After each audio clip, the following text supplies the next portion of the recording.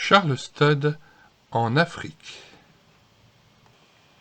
En 1894, l'ex-champion international de cricket, devenu par la grâce de Dieu champion de l'Évangile, est de retour chez lui après 10 années en Chine. Chers enfants, mère, les médecins sont formels. Repos absolu, plus d'expéditions lointaines.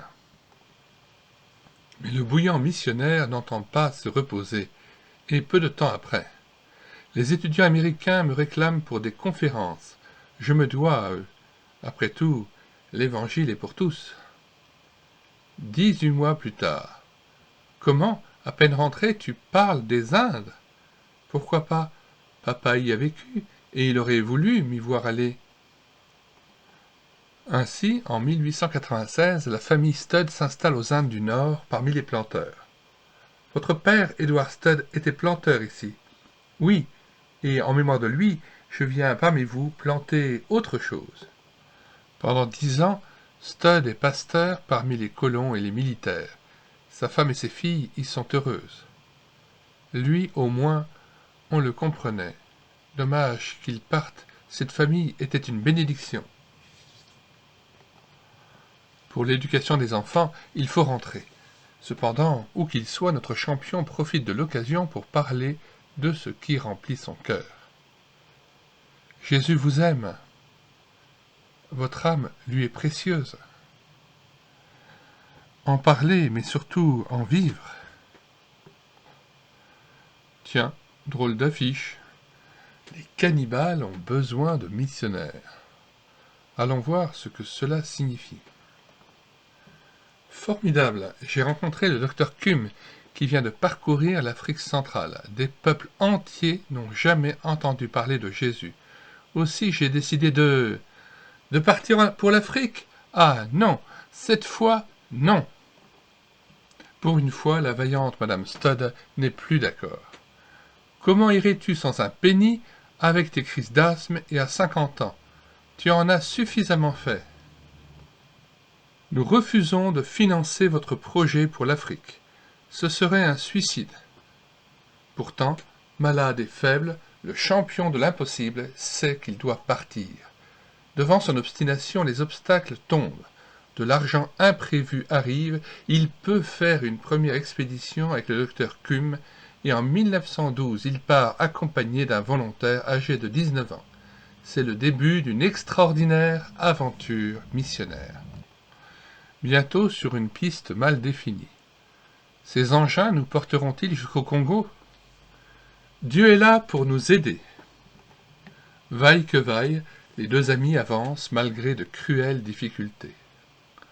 J'ai soif, je brûle. C'est la fièvre, nous attendrons que cela passe. Enfin un petit poste de l'administration britannique. Étonnant, vous avez traversé le Kenya et l'Ouganda. Le lac Albert est tout proche, mais je dois vous avertir. Jamais les Belges ne laisseront entrer des missionnaires non catholiques. Nous verrons bien. Le lac Albert, comme il est beau, nous arrivons au Congo belge, maintenant le Zaïre. Le lendemain, c'est l'obtention facile du permis de séjour. Dieu a fait tomber cette barrière. Continuons tout droit. Les jours suivants. Cette forêt est interminable et nos porteurs ont disparu. 26 jours plus tard, le cauchemar se termine. Là-bas, les Belges y ont un poste. Allons-y. À Dungu a lieu une rencontre. Soyez les bienvenus. Je me présente. Comte de Grune, administrateur du territoire. Je vous aiderai de toutes mes forces, mais il faut tenir compte des chefs. Nos missionnaires ont enfin pu écrire à leur famille restée sans nouvelles.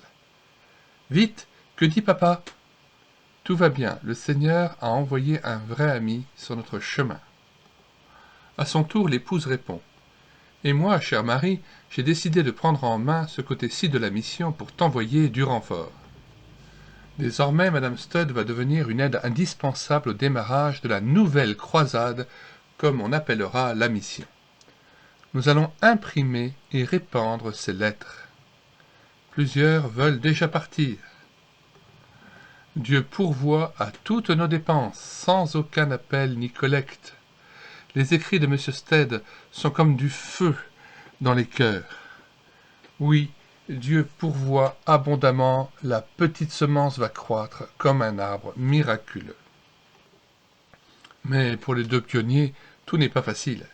Et le 16 octobre 1913, à Niangara, où ils commencent à installer leur mission. Quittez ces lieux immédiatement, sinon, c'est le chef, n'insistons pas. Force leur est de poursuivre vers le sud, région peu connue. Pourquoi cet échec? Patience. À 5 jours de marche, un village, Nala. Ici, c'est bien mieux, beaucoup plus peuplé et amical. Le Seigneur avait son plan, nous bâtirons ici une église. On frôle parfois de graves dangers. Bwana, tu avais ça dans ta tente. Un serpent mortel. Dieu m'a protégé cette nuit. Passant par Niangara, une surprise. Le chef a changé d'avis. Il veut vous voir ici. Il veut vous avoir ici. Mais alors, Nala, c'est ainsi que les deux stations missionnaires, Nala et Niangara, sont fondées en même temps. Vivement du renfort. Studd et son fidèle compagnon, désirant connaître leur futur champ d'action, visitent des régions encore plus au sud où aucun blanc n'a osé pénétrer tant les populations y sont cruelles.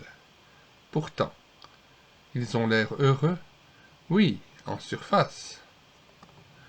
Au détour du village, la réalité profonde est tout autre. La peur règne, sorciers, meurtres, cannibalisme, maladie. Seule la connaissance de l'amour de Jésus peut les sauver. Cependant, en Angleterre, Madame Studd et le comité de la croisade ne sont pas restés inactifs. 5 volontaires sont en route, d'autres s'annoncent. Moi, par exemple, maire, bientôt. La même année, dans la mission, on comptait déjà 4 lieux d'implantation en plein essor. Mais Studd avait bien besoin de repos malgré la joie de la réussite. Bwana, tu dois rentrer chez toi pour raconter ce que Dieu a fait pour nous. Je reviendrai, c'est promis. Charles Studd entre donc au pays et se repose en faisant des centaines de conférences. Sa parole, son amour des Africains, ses descriptions et sa foi réveillent les cœurs endormis. En 2 ans, il avait pu explorer toute une région et choisir des points stratégiques permettant d'atteindre 8 tribus différentes. De nombreux missionnaires décident de prendre la relève. Lorsqu'en 1916 il revient à Niangara, c'est un changement stupéfiant. Ce sont les nouveaux baptisés. Quelle langue utilisez-vous? Le Bangala, une langue commerciale comprise de toutes les tribus. La mission attire des foules. La soif de l'Évangile se fait partout sentir. Quoi?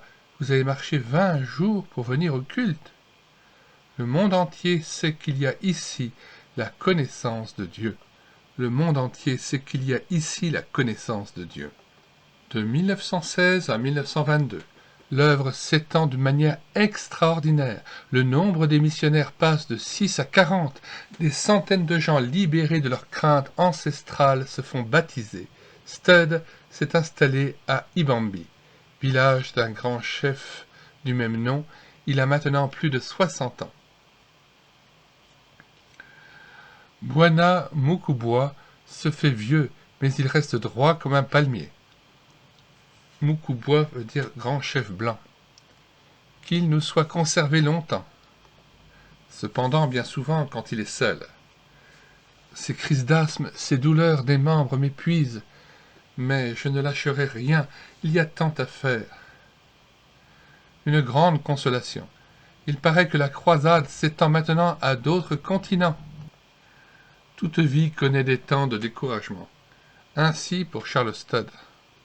À quoi bon cette belle assemblée si, chez eux, ces gens ne vivent pas leur foi en Jésus-Christ? Certains de ses collaborateurs le critiquent. Cher Buana, vous êtes trop exigeant. Trop exigeant, mais la foi en Dieu doit être totale, un don absolu. Ô Seigneur, fais que cette croisade ne tombe pas dans la tiédeur. Un soir de 1925, survient un magnifique exaucement. C'était après une étude de l'Épître aux Hébreux, chapitre 11. C'est formidable, ça, c'est la foi. Plus de mollesse, vivons comme ces héros. Une ardeur nouvelle anime les missionnaires et s'étend à l'Église tout entière. Tout notre être pour Jésus, allons de l'avant. Et malgré la faiblesse grandissante du vieux lutteur, Buana veut porter l'Évangile toujours plus loin, et nous aussi. L'indomptable champion de Dieu a maintenant 70 ans. Avant la fin, je veux traduire le Nouveau Testament en Kingwana. En 1928, une grande joie lui est donnée. Une automobile à Ibambi. C'est Maman Buana. Elle a fait un grand voyage pour venir voir son mari. Les époux ne se reverront plus qu'au ciel. Le 16 juillet 1931, Charles Studd mourut, souffrant beaucoup mais paisible. Le dernier mot qu'il prononça fut « Alléluia ». La croisade pour l'évangélisation mondiale a connu et connaît encore une grande expansion dans tous les continents. Ses membres n'ont jamais abandonné le principe de dépendance totale envers Dieu pour tout secours et subsistance. Elle comprend plus d'1 millier de missionnaires répartis en une quarantaine de champs et 8 bases métropolitaines, ainsi que des œuvres médicales. C'est un miracle de la foi. La croisade du livre chrétien est une branche de la mission fondée par Charles Studd. Fin.